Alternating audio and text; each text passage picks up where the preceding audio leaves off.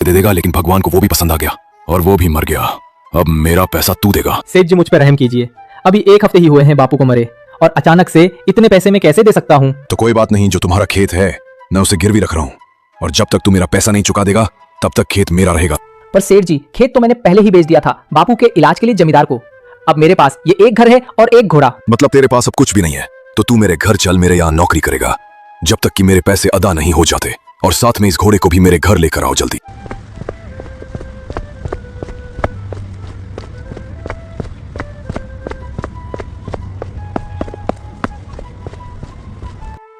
मेरे दोस्त गोलू, मुझे माफ करना।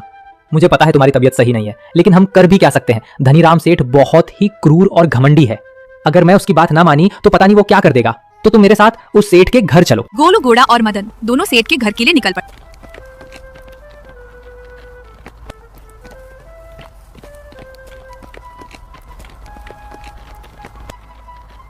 अरे मदन, बाप को मरे अभी 1 हफ्ते नहीं हुए और तुम खेत में काम करने निकल पड़े, कैसे बेटे हो? चंदन भाई, मेरा मन एक पैसे का नहीं है कि मैं काम करूं, लेकिन मेरे पापा ने सेठ से पैसे उधार लिए थे और अब मेरे पास 1 रुपए भी नहीं बचे कि मैं सेठ को उसका पैसा वापस कर सकूं।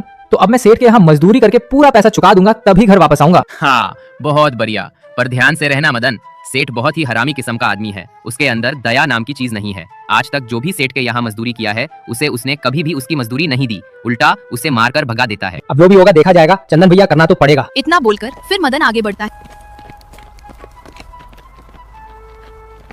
अरे मदन, आ गया तू? अभी तुरंत नदी के किनारे जा, वहां पर सूखी लकड़ियां रखी हो, उन्हें बांध कर घर ले आ, तभी खाने को मिलेगा। पर सेठ जी, अभी तो मैं बहुत धूप से आ रहा हूँ और थक भी गया हूँ, तो थोड़ी देर आराम कर लूँ, फिर चला जाऊंगा। अरे आराम भूल जाओ मदन, यहाँ रहना है तो काम करना है, समझे?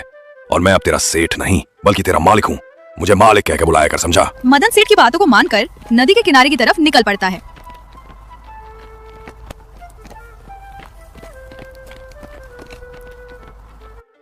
अरे क्या हुआ गोलू? रुको मत, मुझे पता है तुम्हारी तबीयत सही नहीं है, तुम अब नहीं चल सकते, पर मेरे लिए चलो। घोड़ा मदन की बातों को सुनकर थोड़ी ही दूर जाता है कि अचानक से गिर पड़ता है। अरे हे भगवान, ये गोलू को क्या हो गया? ये अचानक से गिर कैसे गया? कोई तो मेरी मदद करो। गोलू उधर चिल्ला रहा था कि उसी रास्ते से एक साधु बाबा गुजर रहे थे। जब उनके कानों में ये आवाज सुनाई दी, तब उन्होंने गोलू और मदन को देखा, फिर उनके पास गए। अरे क्या हुआ बच्चा, रो क्यों रहे हो? और इस घोड़े को क्या हो गया है? अरे बाबा, इसकी तबीयत बहुत खराब है और मुझे मजबूरी में इसे लाना पड़ा, और अब इसके अंदर चलने की ताकत नहीं बची। बाबा आप ही कुछ कीजिए, नहीं तो मैं बर्बाद हो जाऊंगा। तुम चिंता मत करो बेटा, इसे मैं अभी तुरंत ठीक कर देता हूँ। ओम। बाबा के इतने मंत्र पढ़ते ही एक प्रकाश उठा और घोड़ा खड़ा हो गया। बच्चा मदन, मुझे पता है कि इस घोड़े के अलावा तुम्हारे पास अब कोई नहीं है। अब से ये घोड़ा तुमसे बात भी करेगा और काम भी करेगा। क्या बाबा ये इंसानों के जैसा बात करेगा? मुझे तो विश्वास ही नहीं हो रहा। हाँ मदन, ये इंसानों के जैसे ही बात करेगा और इसकी बातें किसी को सुनाई नहीं देंगी। तुम दोनों ही आपस में बातें कर सकते हो, तीसरे व्यक्ति को इस घोड़े की आवाज सुनाई नहीं देगी। इतना बोलकर बाबा वहाँ से चले जा। हे गोलू, तुम बोल सकते तो बोल कर दिखाओ। हाँ मालिक, मैं बोल सकता हूँ। ये तो गजब हो गया, अब हम अपनी बातें बता सकते हैं। अरे अरे गोलू, एक बार फिर से बोलो, मुझे विश्वास ही नहीं हो रहा कि तुम बोल रहे हो। अरे मालिक, मैं ही बोल रहा हूँ। अब चलो, उस सेठ की लकड़ियां लेकर घर चलना है। ओह मजा आ गया, चलो अब।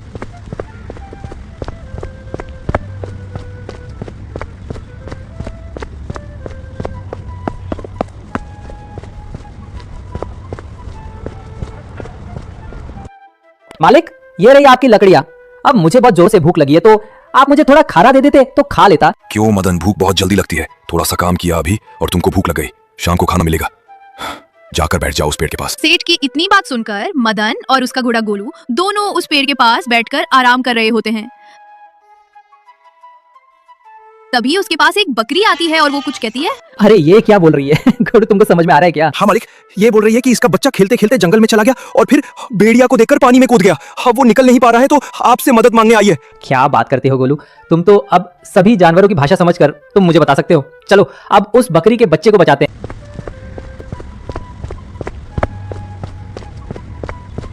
मदन उस बकरी के बच्चे को तालाब से बाहर निकालता कि तभी वहाँ पे जमींदार आ जाता है।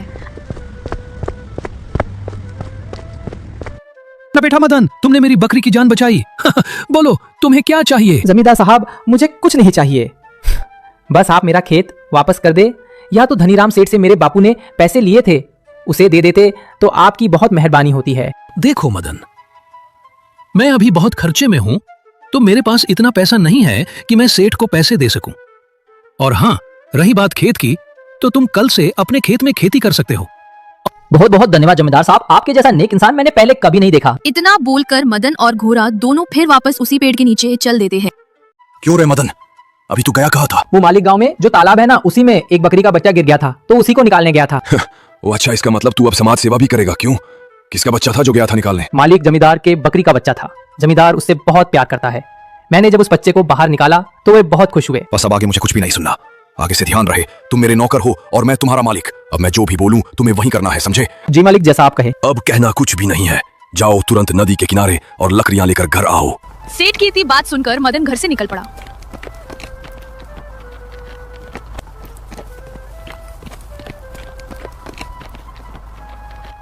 क्या हुआ गोलू, तुम अचानक रुक क्यों गए?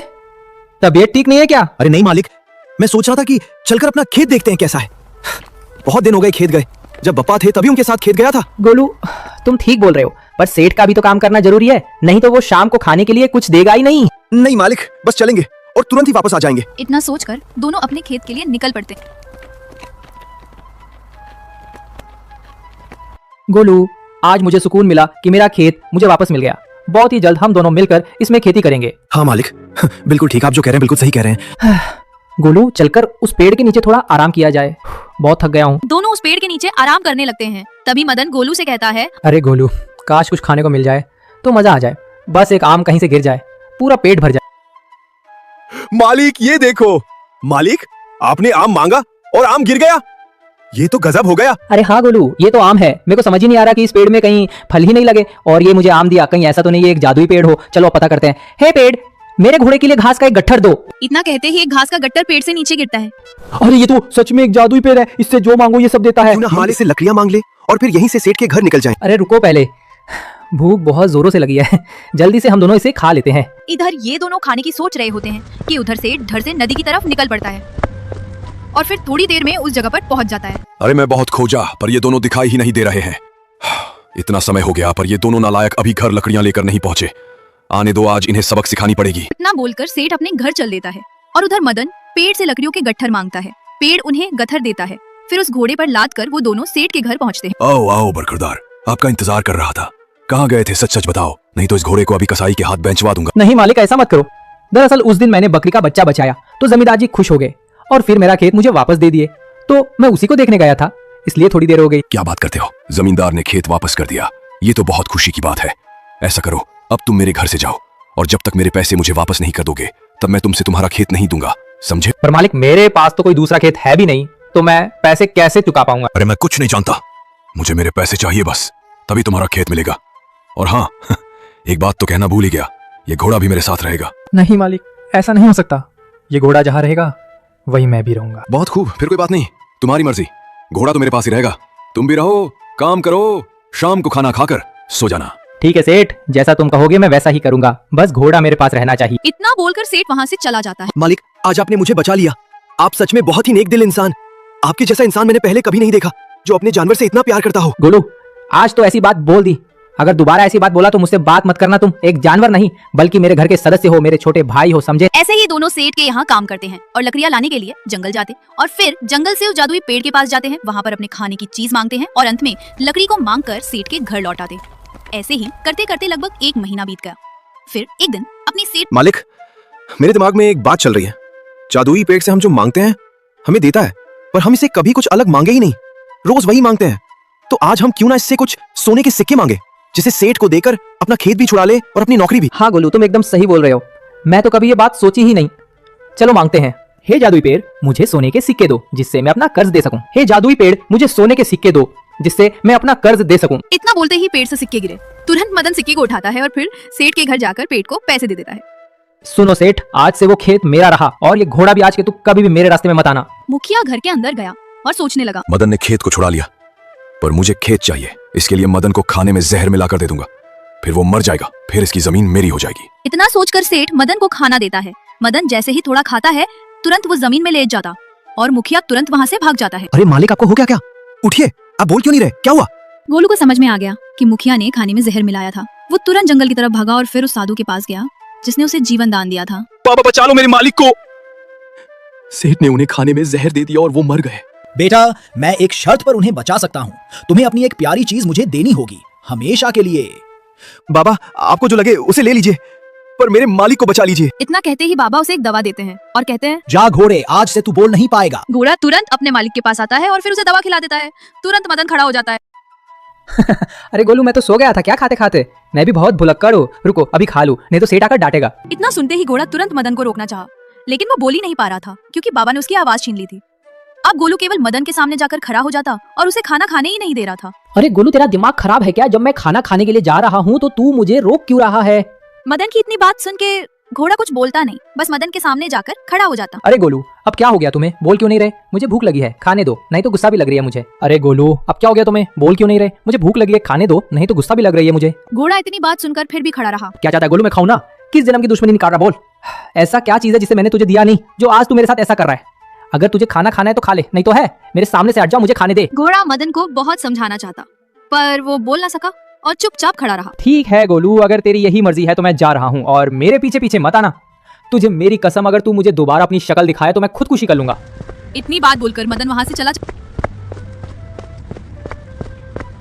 और इधर घोड़ा मन में सोचता है, अब कैसे बताऊं कि मेरी बोलने की शक्ति खत्म हो गई।